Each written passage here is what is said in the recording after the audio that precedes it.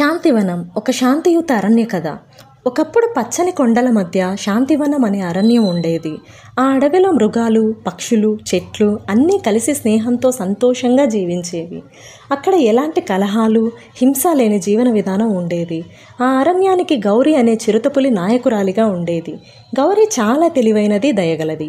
అడవిలో ఏదైనా సమస్య వచ్చినా అందరికీ న్యాయం జరిగేలా పరిష్కారం చూపించేది.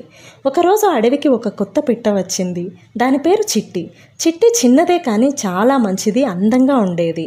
అది భయపడుతూ అడవిలోకి వచ్చింది.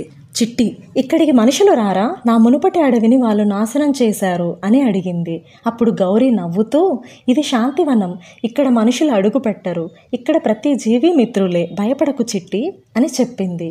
చిట్టి సంతోషించింది. తర్వాత రోజులు గడుస్తుండగా చిట్టి కొత్త మిత్రులను సంపాదించుకుంది. అంతా కలిసి ఆనందంగా అడవిలో జీవించేవారు. ఒకరోజు పశ్చిమ దిశ నుండి పొగలు రావడం గౌరీ గమనించింది.